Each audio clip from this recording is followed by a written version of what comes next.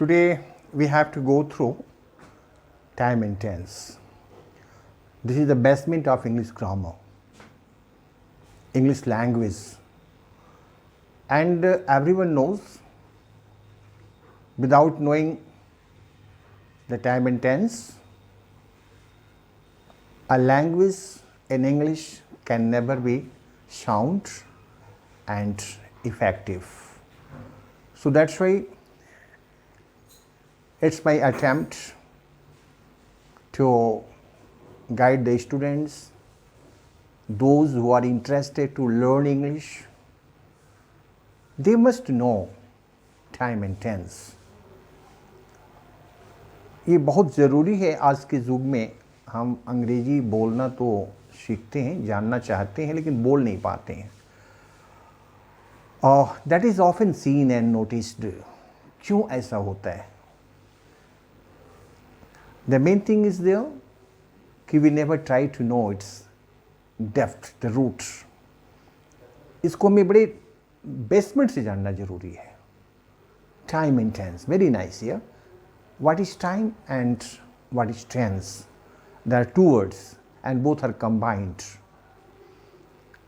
Tense, there are only three tense, you know, everyone knows tense: present, past and future. And time, that has been divided into four parts. The four divisions, this is known as indefinite, continuous, perfect and perfect continuous. So this is the basement, you know very well. Just I write here, look at. First thing is there, tense.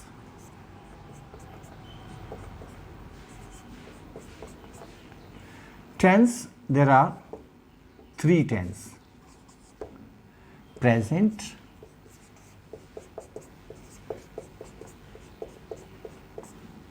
past and future. So any works that we do, any events that takes place, that occurs, that happens, one in the three times: present, past and future.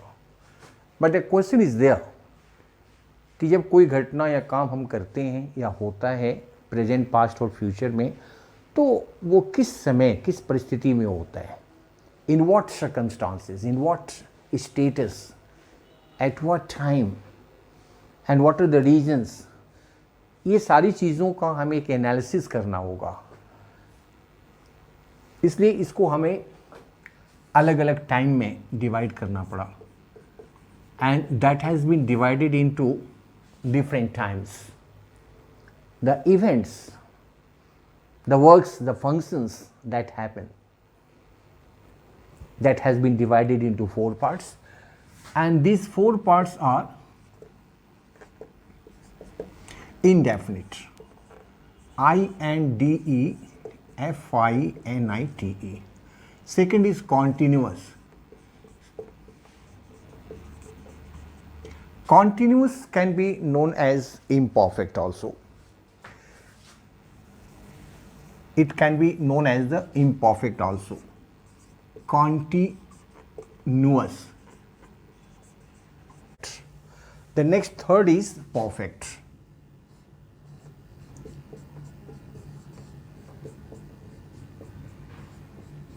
And the fourth is perfect continuous. Perfect continuous.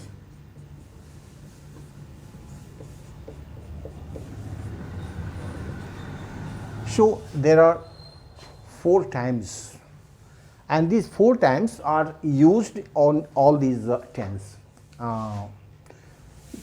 Suppose you will read it: present indefinite, present continuous, present perfect and present perfect continuous. Likely with past and future. Past and all these four, future and all these four. So first of all, there is a chart of time and tense. This is the foundation of English language. इसी foundation के ऊपर में आपको सब grammar सीखना है या जानना है. As you know, there are 3 tense and 4 tense. Tense is present, past and future, and time is for indefinite continuous, perfect and perfect continuous. So every time is divided into different tenses: present, past and future. Very easily you can see. Suppose present indefinite, present continuous, present perfect and present perfect continuous. Likely past indefinite, a past continuous, past perfect and past perfect continuous. Accordingly future. Now look at the present indefinite. Present indefinite, this is known as the simple present. जब आप translation बनाएंगे English में हिंदी से English में या अपने mother language से English language में जब बनाएंगे तो आपको जानकारी होनी चाहिए कि कौन सा हिंदी का सेंटेंस इंग्लिश में कैसे ट्रांसलेट करेंगे. And for that purpose I have given here a certain hints. किसी हिंदी वाक्य के अंत में पढ़ता है, ता है, ती है, ते है, ता हूँ, ती हूँ, खाता हूँ, खाती हूँ, लिखता हूँ, लिखती हूँ, जाता हूँ, जाती हूँ, जाते हैं, जो भी हो, तो आप जान जाएंगे कि प्रेजेंट इंडेफिनिट में है. तो सबका अपना अपना हेल्पिंग वर्ब है, सहायक क्रिया है जो सब्जेक्ट के बाद आता है. ही इज रीडिंग, तो ही सब्जेक्ट है, he is reading. I am teaching, I subject, am helping verb. तो सबका अपना अपना हेल्पिंग वर्ब है जो मैं बॉक्स में लिखा हूं. प्रेजेंट इंडेफिनिट का है do and does. Present continuous का है इज, आर, एम, और एम भी फोर यानी मेन वर्ब में ING. Like this here you can know very well. अब यहां देखिए प्रेजेंट डू डज. ये डू का प्रयोग I, we, you, they, P S. P S मतलब plural subject. He, she, name singular subject, S S singular subject. ये do does का प्रयोग केवल नेगेटिव इंट्रोगेटिव में होगा, सिंपल में कभी नहीं होगा. हमेशा ध्यान रखें कि प्रेजेंट इंडेफिनिट का helping verb do and does, जिसको प्राइमरी वर्ब्स भी कहा जाता है, जिसको ऑक्सिलरी वर्ब भी कहा जाता है, ये केवल दो ही में होगा, नेगेटिव में होगा और इंट्रोगेटिव में होगा, सिंपल में नहीं होगा. वह पढ़ता है, ही रीड्स, और वह नहीं पढ़ता है, ही डज नॉट रीड. वह बाजार जाता है, simple, he goes to market. वह बाजार नहीं जाता है, he does not go to market. ध्यान दें, ही गोज सिंपल में, गो में ये लगा, और जब नेगेटिव हो गया तो डज नॉट गो. डज लगता है तो वर्ब का एस एस रिमूव हो जाता है. तो जनरली ऐसी गलतियां होती हैं, डज के साथ में भी वर्ब में एस एस लगा देते हैं. ही डज नॉट राइट्स कहते हैं लोग, नहीं कहना चाहिए, नहीं लिखना चाहिए. ये छोटी छोटी गलतियों को ध्यान रखना होगा. Then you can be a good writer, you can be a good speaker.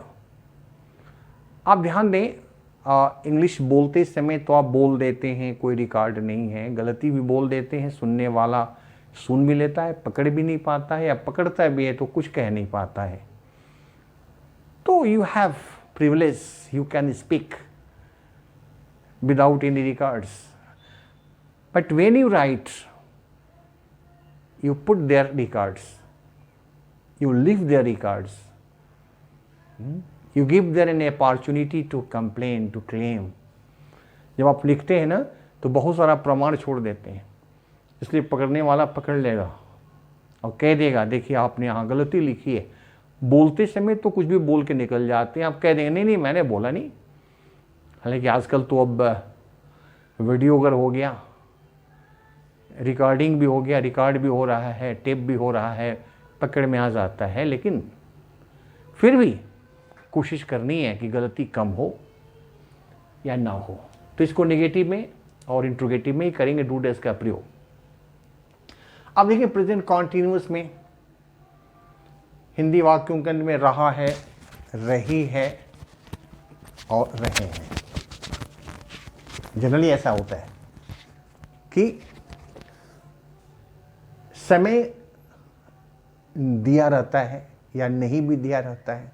यहाँ लिखा है विदाउट टाइम, प्रेजेंट कॉन्टिन्यूस में रहा है, रही है, रहे हैं विदाउट टाइम, समय नहीं रहेगा, वह पढ़ रहा है, पता नहीं कब से पढ़ रहा है। और यहाँ देखिए परफेक्ट कॉन्टिन्यूस में रहा है, रही है विथ टाइम, दोनों में डिफरेंसेस ध्यान देंगे। वह पढ़ रहा है प्रेजेंट कॉन्टिन्यूस, वह 2 घंटे से पढ़ रहा है, सुबह से पढ़ रहा है, शाम से पढ़ रहा है, 4 महीनों से पढ़ रहा है, कुछ एक समय होना चाहिए निश्चित अनिश्चित, तो यहाँ आ जाएगा परफेक्ट कॉन्टिन्यूस में। तो प्रेजेंट कॉन्टिन्यूस में विदाउट टाइम, इसमें क्या होगा, इज आर एम, आप अच्छी तरह जानते हैं इज कहाँ लगेगा, he is, she is, it is, कोई भी नेम सिंगुलर। आर का प्रयोग जानते हैं, we, you, they and plural subject, plural subjects के साथ में आर होगा। एम केवल आई के साथ में, आई एम। और MB4 का मतलब होता है वर्ब में ING, I am teaching, teach ING teaching, ये टीच वर्ब में ING का मतलब होता है MB4। ये 4 क्या होता है, देखिए किसी भी मेन वर्ब, MB में मेन वर्ब के 3 फॉर्म्स होते हैं, write, wrote, written, first form, second form, third form. Fourth form का मतलब क्या हुआ, वर्ब में ING। कभी कभी MB5 भी लिखा जाता है। MB5 का मतलब क्या होता है, वर्ब में SES, केवल यही लगेगा सिंपल प्रेजेंट में। MB5 का मतलब वर्ब 5 यानी वर्ब में S और ES। MB4 verb plus ING, तो ये हो गया। अब प्रेजेंट परफेक्ट में देखेंगे, किसी हिंदी वाक्य में चुका है, चुकी है, आ है, ई है, अलग अलग तरह के सेंटेंस होते हैं। आ है, दिखा है, देखी है, देखे हैं, खाया है, खाई है, देख चुका है, this type of sentences you can find out. तो यहां क्या लगाएंगे, हैज और have. Has singular, third person singular, have first person, second person plural. First person क्या, आई और वी फर्स्ट पर्सन होता है, यू सेकेंड पर्सन होता है, प्लूरल सब्जेक्ट। और MB3 हमेशा आएगा। देखिए यहां पर परफेक्ट में हमेशा MB3 होगा, चाहे प्रेजेंट परफेक्ट हो या पास्ट का परफेक्ट हो या फ्यूचर का परफेक्ट हो, MB3 हमेशा होगा। कॉन्टिन्यूस में देखें, प्रेजेंट कॉन्टिन्यूस में MB4, पास्ट कॉन्टिन्यूस में भी MB4, फ्यूचर कॉन्टिन्यूस में भी MB4। This chart will help you, इस चार्ट को आप नोट कर लें और इसको आप अच्छी तरह से बना लें, समझें।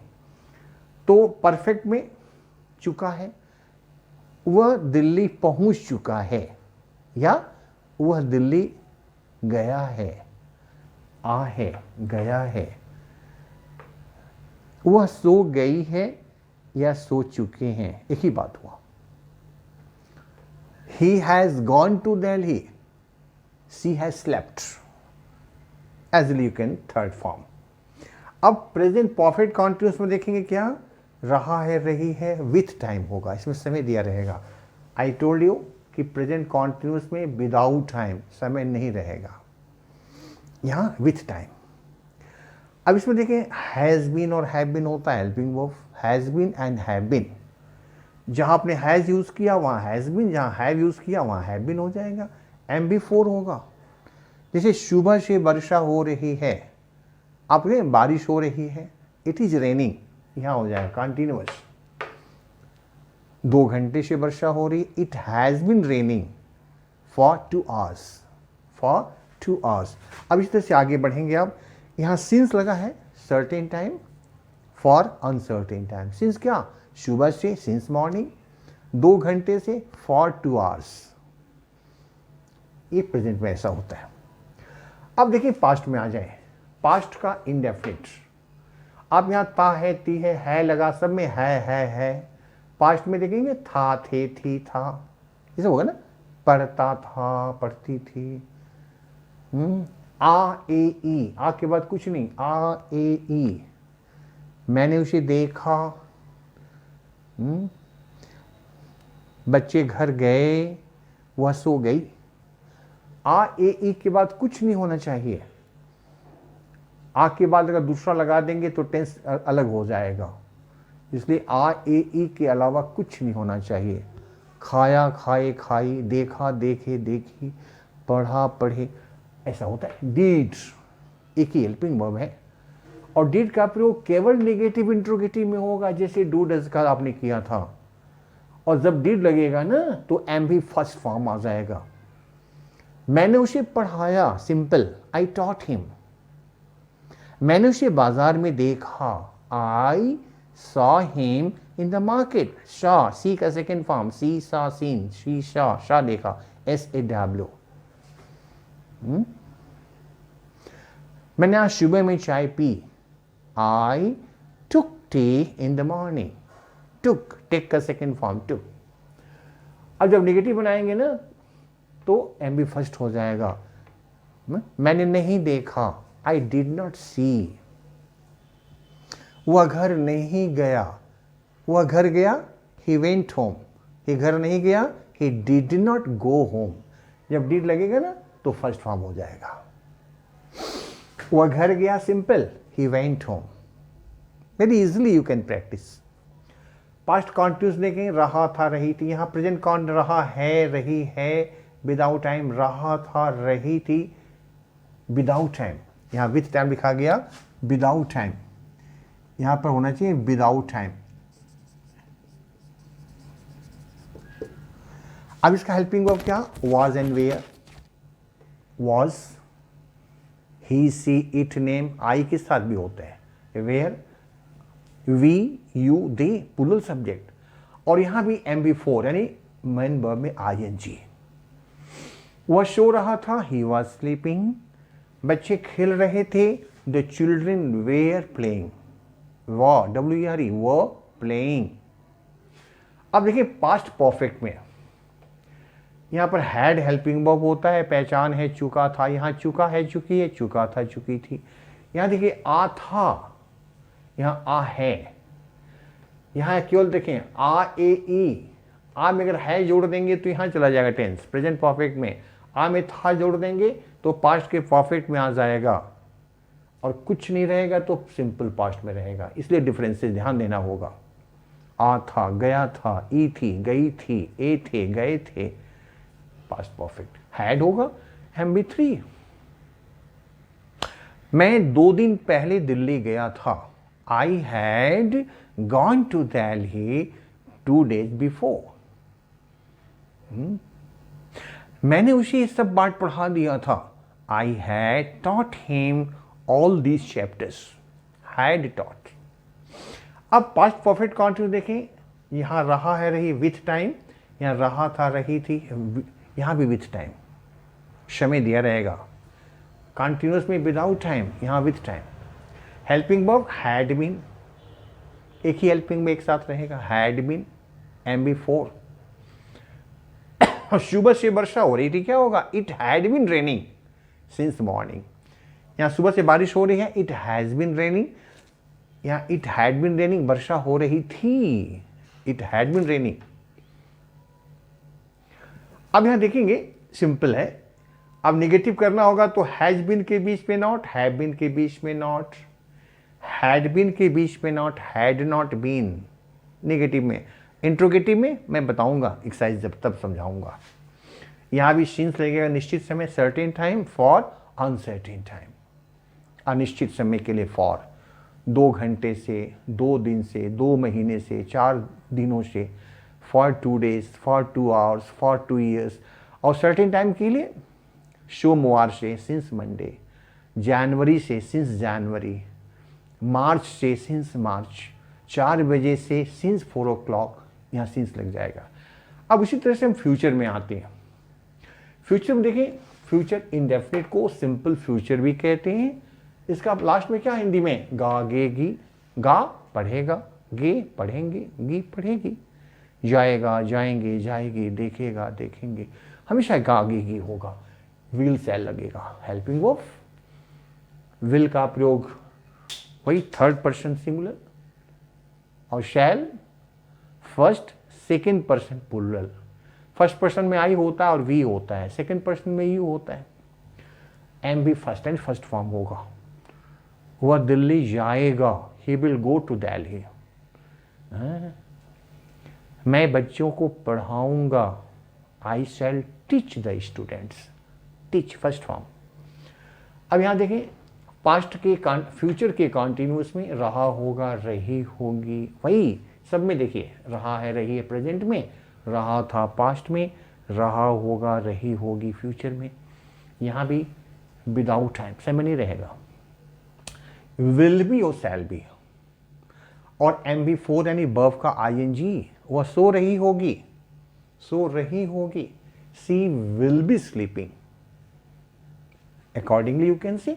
और नेगेटिव होगा तो will not be, shall not be. Interrogative होगा तो दोनों के बीच में सब्जेक्ट आ जाएगा।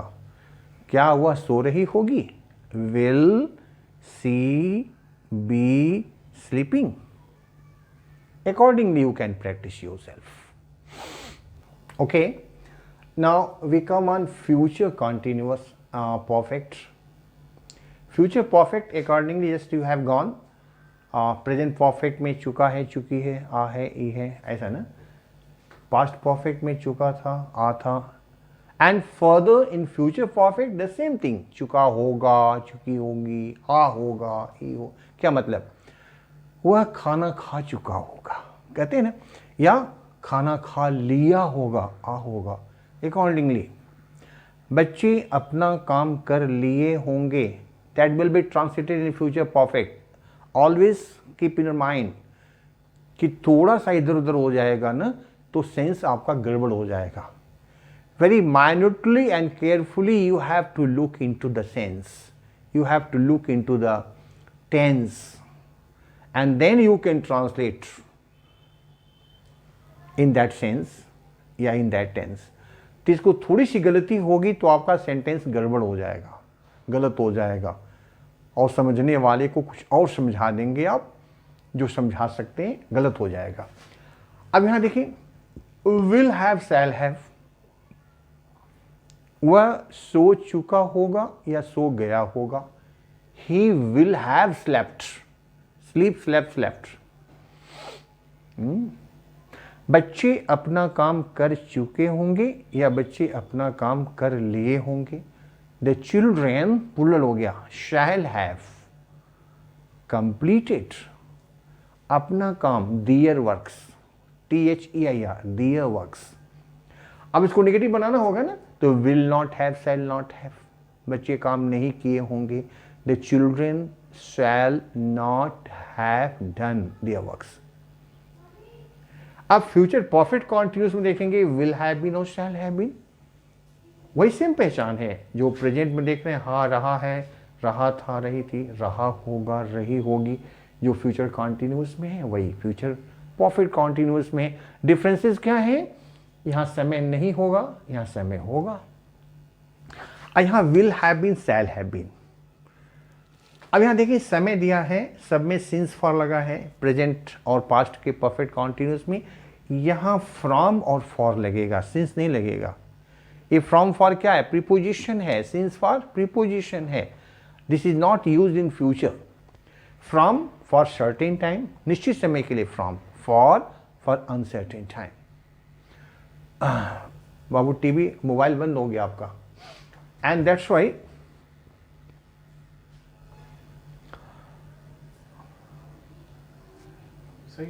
Will have been, shall have been का यूज वैसे ही करते हैं जैसे आप विल और शैल का यूज करते हैं।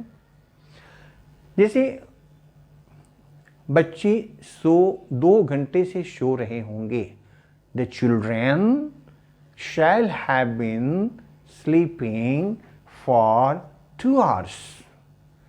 सुबह सो रहे होंगे, फ्रॉम मॉर्निंग। अब उसको नेगेटिव करना होगा तो विल शैल के बाद नॉट लगा दें, will not have been, shall not have been. Will have के बाद नॉट नहीं लगेगा, शैल हैव के बाद नहीं, विल और शैल के बाद नॉट लगेगा। इंट्रोगेटिव में भी विल और शैल के बाद सब्जेक्ट होगा।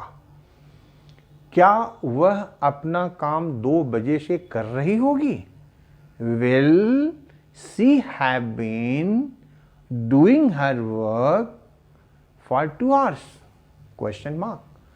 तो ऐसे आप चार्ट को समझना होगा, तब जाकर के time and tense gradually, practically और एक एक करके आपको समझ में आएगा।